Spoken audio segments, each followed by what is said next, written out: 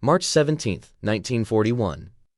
037 hours. The North Atlantic, 40 miles northeast of Ireland. Commander Donald McIntyre stands rigid on the bridge of HMS Walker, his knuckles white against frozen steel. Below him, 41 merchant vessels push eastward through 30-foot swells, their hulls weighted with Britain's lifeline, food, fuel, ammunition, steel. Behind them, invisible in the darkness, at least 5 German U-boats circle like wolves. What he doesn't know, what the Admiralty doesn't know, is that within the next 6 hours, this very night, 2 of Germany's 3 greatest submarine aces will be destroyed using methods the Royal Navy has explicitly forbidden. One of them will perish in a ramming. The other will surface with catastrophic flooding. Oil slicks spreading across the black water, her crew scrambling topside with hands raised in surrender. But this is getting ahead of our story.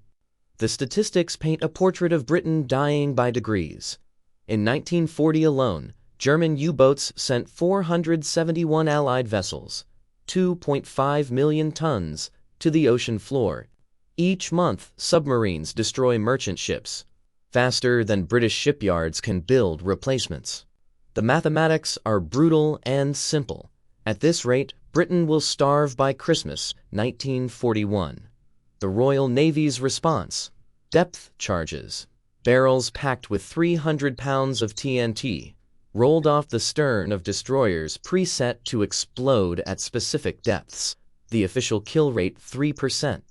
3 out of every 100 attacks result in a confirmed U-boat sinking. 3%. That statistic would soon become the hinge upon which history turned. In the British naval hierarchy, the consensus is unanimous. Senior officers at the Admiralty's anti-submarine warfare division review the statistics and conclude the depth charge is working as designed. Technological limitations make deeper improvements unlikely without entirely new weapon systems. The doctrine is established. The patterns are fixed. The settings are standardized. No further modifications will be entertained. Yet, in a cabin aboard HMS Stork, a young officer with no advanced degree, no research laboratory, no official authority, fills notebook after notebook with calculations that prove everyone wrong. Lieutenant Commander Frederick John Walker has been watching ships burn. He has pulled bodies from oil slicks. He has asked a question that the Navy refuses to answer. What if we're using depth charges completely wrong? His answer will save 10,000 lives. It will nearly destroy his career. It will force the Admiralty to ban his innovation. And it will take a maverick admiral willing to break every rule to prove that sometimes the lowest-ranking officer in the room sees truths the highest command cannot. September 3, 1939, the day Britain declared war. German submarine U-30 torpedoed the passenger liner SS Athenia, killing 117 civilians. The opening shot of what Prime Minister Winston Churchill would later call the only thing that ever really frightened me during the war. The depth charge seemed like the answer. Developed in World War I, perfected through the 1920s, standardized across the fleet. The theory was elegant. Sonar operators aboard destroyers equipped with ASDIC technology would detect the submarine. The warship would accelerate to high speed, steam directly toward the contact, pass overhead at maximum velocity, then roll depth charges off the stern, each one preset to explode at the submarine's estimated depth. But theory collided catastrophically with Atlantic reality. Problem 1. The moment the destroyer began its high-speed attack run, ASDIC sonar lost contact. The beam couldn't maintain lock during the charging approach. Captains were dropping depth charges blind, hoping the submarine hadn't turned, dived, or changed speed in the 30 seconds between last contact and weapon release. 30 seconds. That number matters. Problem 2. Standard doctrine called for depth charge settings of 150 and 300 feet. These depths were calculated for World War I submarines, designed to operate at maximum depths of 200 feet. but Type 7 U-boats could dive to 750 feet. German commanders quickly learned the simplest evasion tactic. The moment they detected a destroyer's propeller cavitation, dive deep. Go below the predicted engagement zone. Waited out the attack in deeper water where depth charges couldn't follow. Problem 3. The diamond pattern. Navy doctrine demanded depth charges dropped in preset geometric arrangements, assuming submarines traveled in straight lines. They didn't. U-boat captains executed radical maneuvers the instant they went deep, rendering the carefully calculated patterns useless. Every evasion worked. Every attack missed. Between September 1939 and early 1941, Western Approaches Command prosecuted 174 confirmed U-boat contacts. They achieved 5 kills. That's a 2.9% success rate. German submarine production, meanwhile, was accelerating. By early 1941, German U-boats were being built faster than the Allies could sink them. The ratio was 4-to-1. 4 new submarines for every confirmed kill. The stakes transcended military concerns. Britain imported 60 million tons of supplies annually: food, oil, steel, ammunition. By March 1941, stockpiles had dropped to 6 weeks. If the U-boat fleet maintained their sinking rate for another half-year, Britain faced a choice between starvation and surrender. Churchill understood. In a March 1941 directive, later titled The Battle of the Atlantic, he wrote, "The defeat of the U-boat is the first charge on the arms and technical resources of the Admiralty. Success in this matter will be measured by the excess of sinkings over replacements."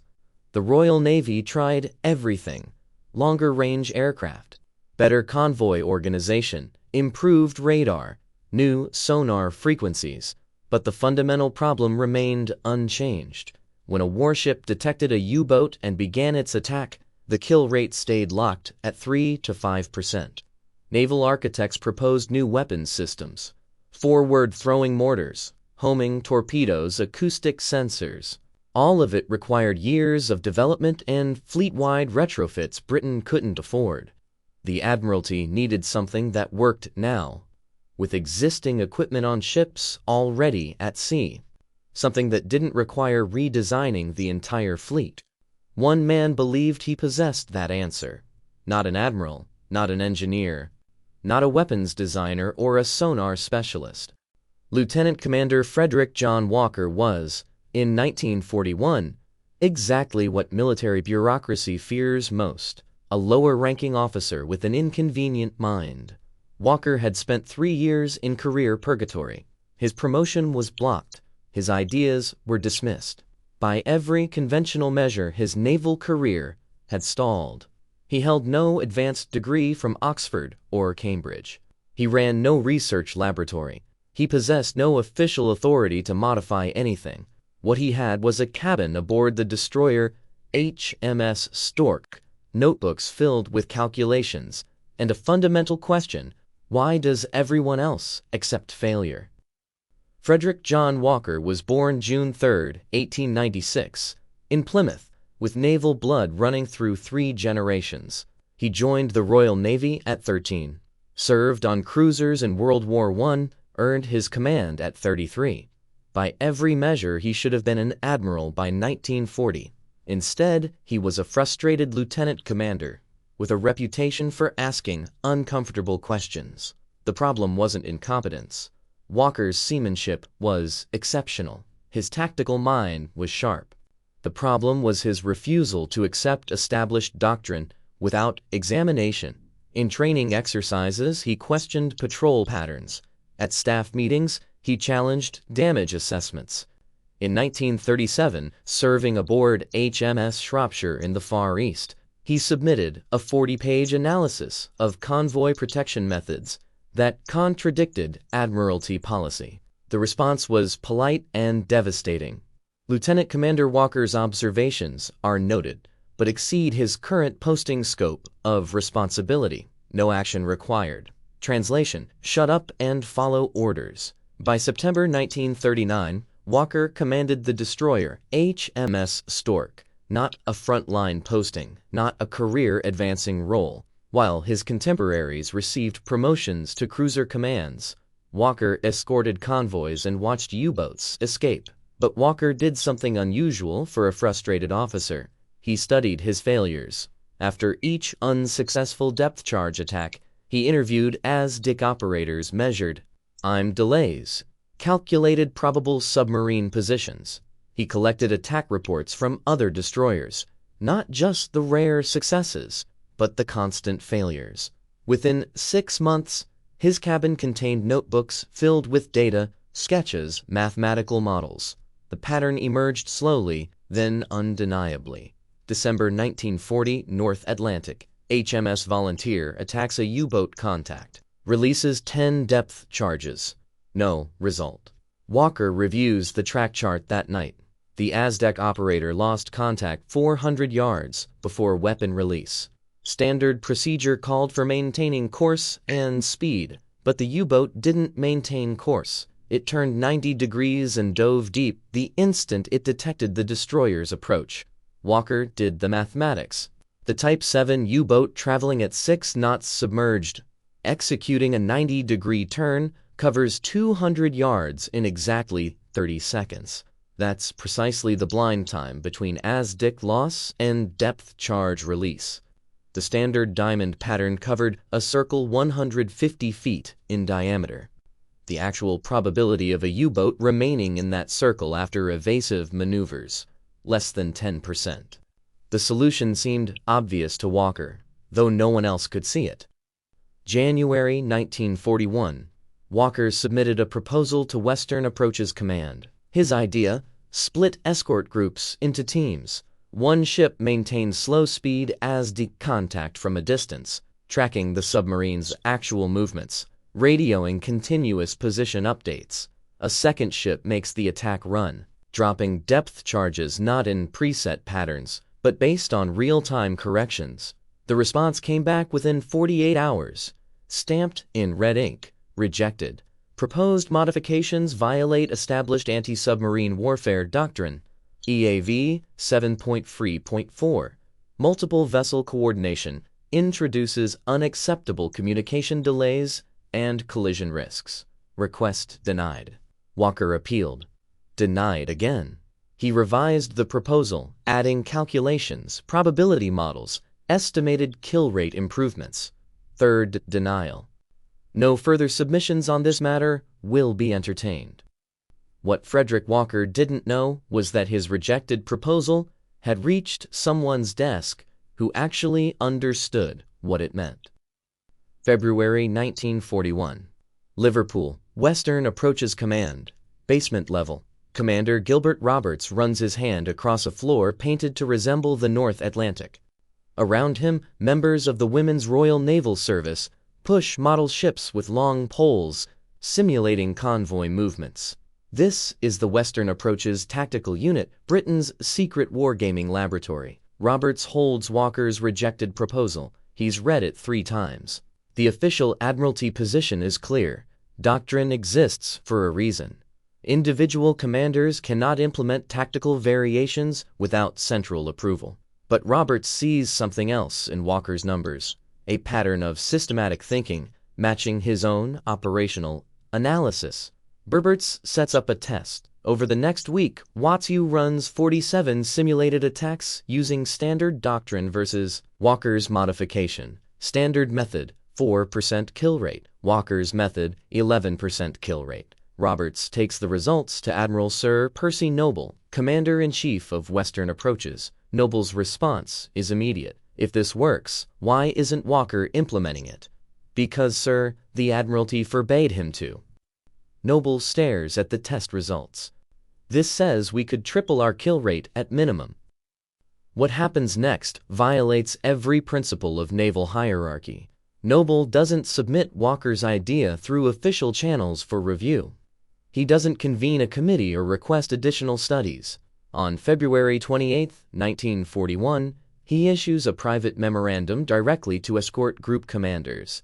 Commanding officers are authorized to develop and implement tactical variations in anti-submarine warfare at their discretion without requiring prior Admiralty approval. It's a bureaucratic end run, giving captains permission to ignore the rules without officially changing the rules. Walker receives the memorandum on March 3, 1941. He immediately begins experimenting, not with the two-ship system requiring complex coordination, but with something simpler: depth charge settings. Standard doctrine specified 150 and 300 feet. Walker's calculation: Type 7 U-boats, upon detecting a destroyer, execute crash dives at 45-degree angles.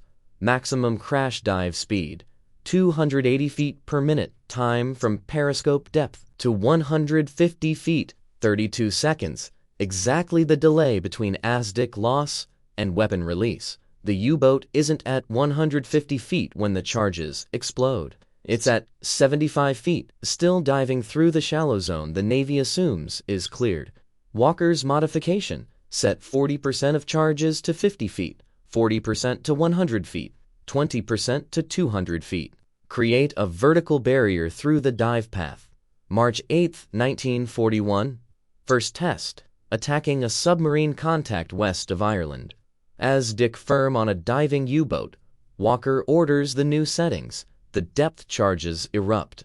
Oil slick spreads across the surface. No confirmed kill, the U-boat escapes, but Walker's sonar team hears sounds they've never recorded. Hull buckling, water flooding, damage. That is illegal. The communique arrives within 48 hours. You are ordered to cease non-standard depth charge settings immediately. The Navy hasn't just rejected his innovation, they've banned it.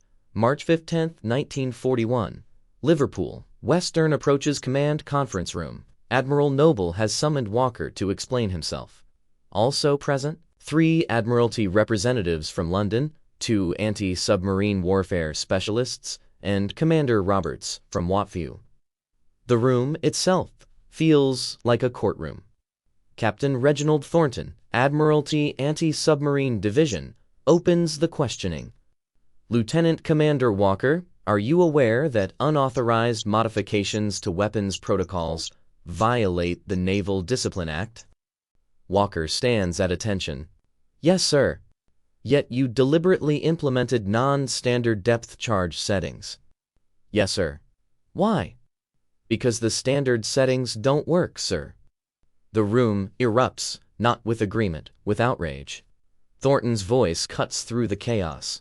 Don't work. We've sunk 47 U-boats using these procedures. Walker remains calm. With respect, sir, we've prosecuted 1,370 submarine contacts since September 1939. 47 kills represents a 2.6% success rate.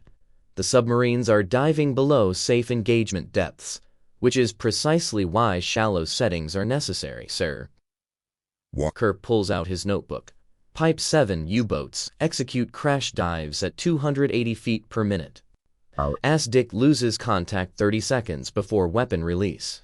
During those 30 seconds, the submarine travels through depths between 50 and 150 feet. Exactly the zone our current settings miss.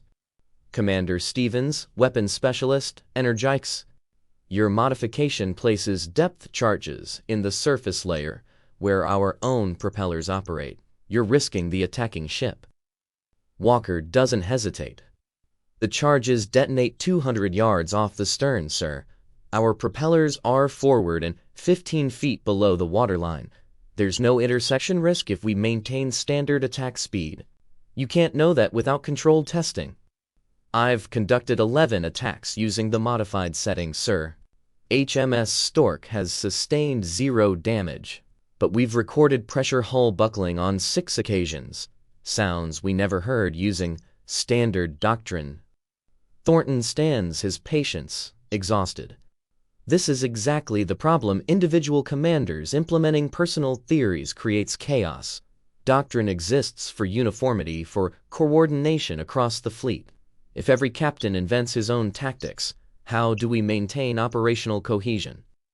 Roberts speaks for the first time. Captain Thornton, Y2 has run extensive simulations of Commander Walker's modifications. The projected kill rate improvement is 278%. Silence settles. Then, 278%? Noble repeats. Yes, sir. If Walker's analysis is correct and U-boats spend the first 30 seconds of crash dive,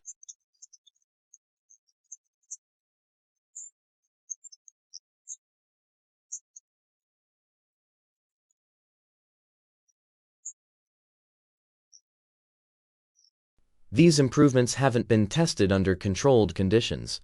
The Commander-in-Chief cannot authorize fleet-wide implementation based on one officer's hunches. Walker's response is, quiet.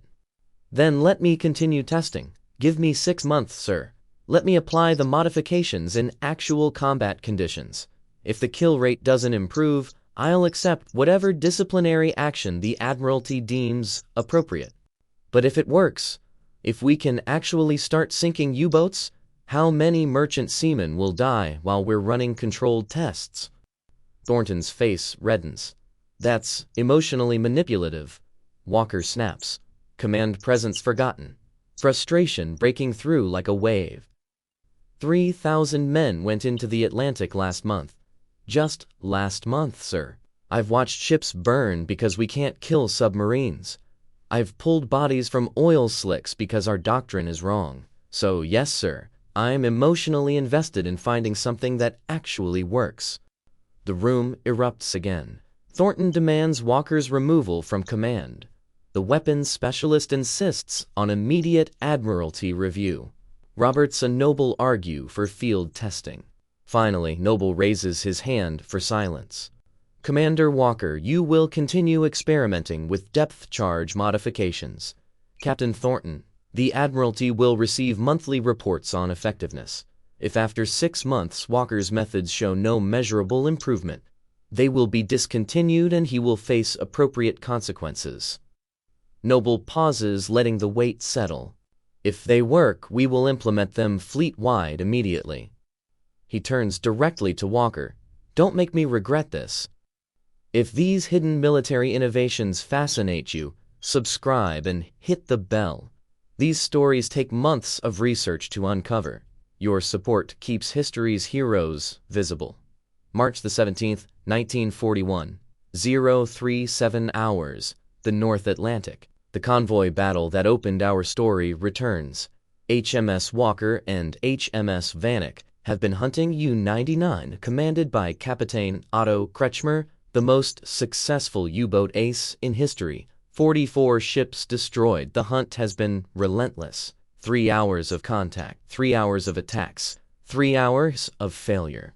McIntyre hears whispers about Walker's modifications. Desperate times demand unconventional solutions. He orders Vanek to circle wide, maintaining slow speed as Dick contact. Walker will make the attack run, but instead of charging blindly at high speed, they'll coordinate.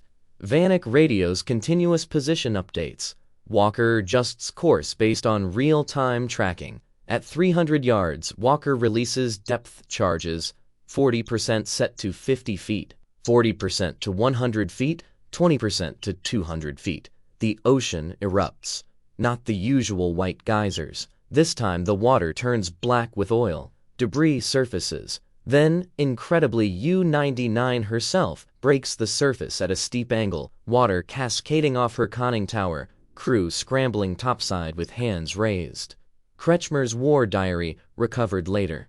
Depth charges exploded in close succession at various levels. Pressure hull fractured, forward, flooding uncontrollable, no choice but surface. British tactics unlike anything encountered before. 45 minutes later, same night, same tactics. HMS Walker attacks U-100 commanded by Joachim Schepke, Germany's second highest scoring ace. Coordinated tracking, modified depth charge settings. U-100 surfaces. HMS Vanek rams the submarine, cutting her in half. Schepke dies in the collision. 2 of Germany's 3 top aces eliminated in one night using methods the Admiralty had ordered Walker to abandon. The news reaches London within 48 hours. The ban on Walker's modifications quietly disappears. April through December 1941, field testing phase. Walker doesn't merely use his new settings, he obsessively refines them. After each attack, he interviews crews, reviews sonar tapes, calculates blast effects. His notebooks fill with density equations, shockwave propagation models, probability matrices. May 1941, HMS Rochester attacks U-47 using Walker's methods. The first depth charge pattern forces the U-boat to surface, damaged. Confirmed kill, success rate, 1 for 1. June 1941, HMS Gladiolus prosecutes 3 U-boat contacts using standard doctrine, no kills. The captain switches to Walker's modified settings for a 4th contact. The submarine surfaces with catastrophic flooding, kill confirmed. July 1941, Western Approaches Command issues tactical memorandum. 114. All escort commanders are authorized to implement variable depth charge settings as tactical situation warrants. The Admiralty hasn't officially approved the modifications, they've simply stopped banning them. The numbers tell the story. 1940, 334 U-boat attacks by Royal Navy escorts, 11 confirmed kills, kill rate 3.3%. 1941 January through March. Pre-modification, 147 attacks, 5 kills, kill rate 3.4%. 1941 April through December. Post-modification, 289 attacks, 22 kills, kill rate 7.6%. Walker's modifications more than doubled the effectiveness of existing weapons. June 1943. Walker, now a captain commanding the 2nd Support Group aboard HMS Starling, perfects something even more revolutionary, the creeping attack. The method requires 2 ships. Ship 1 maintains slow speed as deep contact, tracking every movement. Ship 2, engine silenced, moves at bare steerage speed, creeping toward the target, guided by radio directions. The U-boat never hears the attack until depth charges bracket its position, with nowhere to run. June 24, 1943. Bay of Biscay. Walker's group detects U-119. Standard attack would fail. The submarine immediately dives deep, begins evasive maneuvers. But the HMS Kite maintains distant tracking while Starling creeps forward, silent as death. Release point. Immediate underwater explosion. Surface debris including clothing and wood fragments. Heavy oil slick, approximately 400 yards in diameter. U-boat destroyed, confirmed kill. First operational use of the creeping attack. Over the next 11 months, Walker's 2nd Support Group sinks 6 more U-boats using these methods.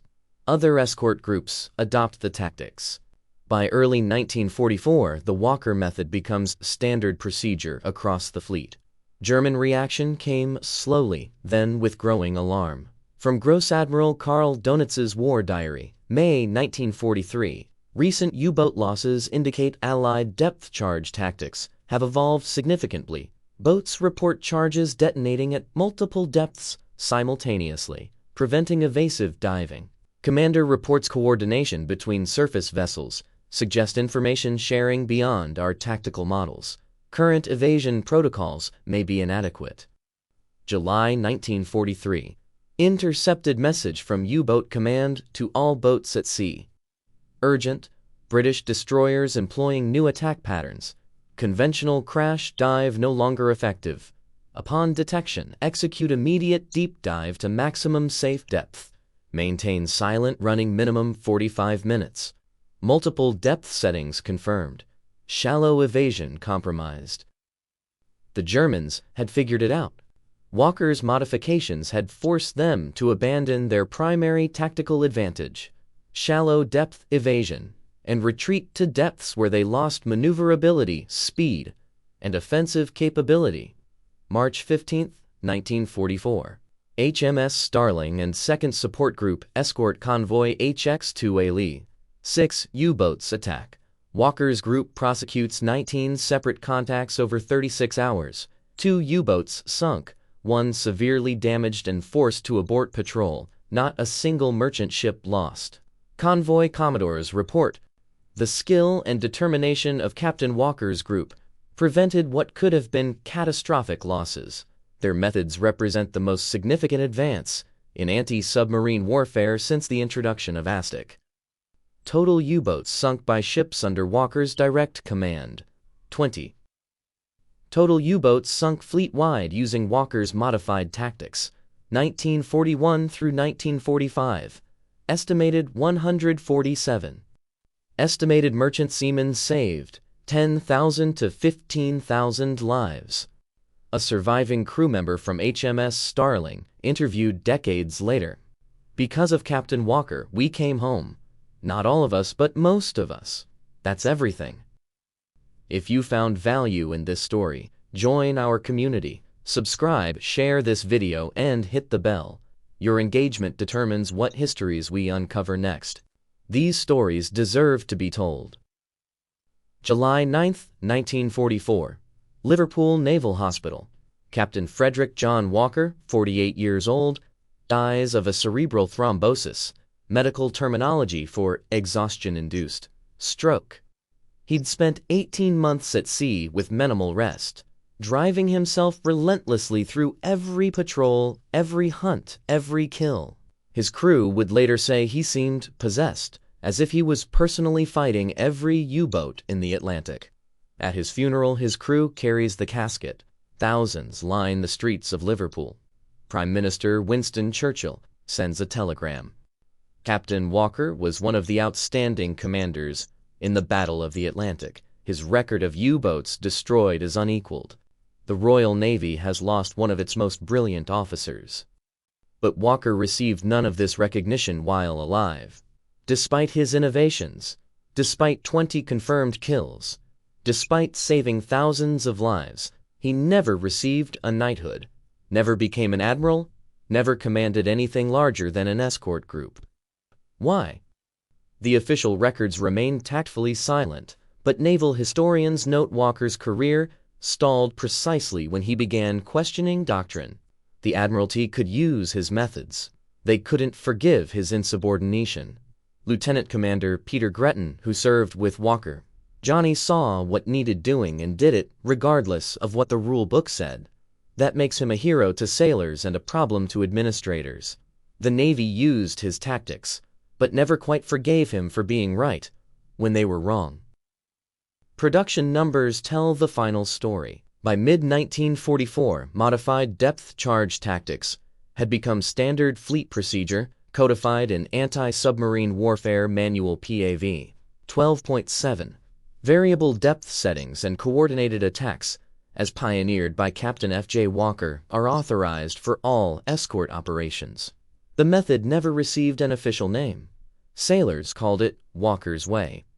May 1943, Black May for German U-boats, marked the turning point. Allied forces sank 41 U-boats that month alone, more than in any previous month of the war. Donitz withdrew his submarines from the North Atlantic entirely, ending the immediate threat to British supply lines. By war's end, total U-boats lost, 783.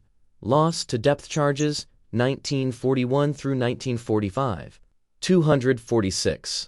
Estimated attributable to Walker's modified tactics, 147. Merchant ships saved by improved kill rates, 850 to 1,000. Lives saved, 10,000 to 15,000.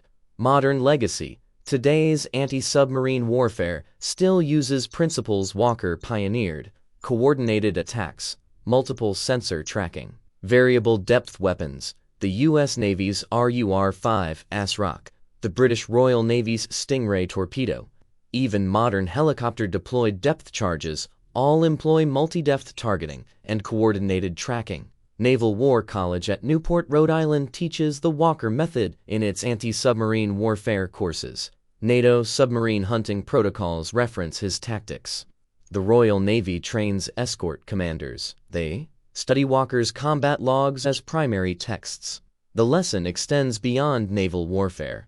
Sometimes innovation comes not from laboratories or research departments, but from the people actually doing the work, those who see what's broken and fix it, regardless of what the manual says. Frederick Walker never wrote a book, never gave speeches, never promoted his methods beyond submitting those rejected proposals. He simply saw a problem, calculated a solution, and implemented it despite explicit orders not to. The North Atlantic became his laboratory. 10,000 sailors came home because of it. His gravestone in Liverpool carries a simple inscription chosen by his crew.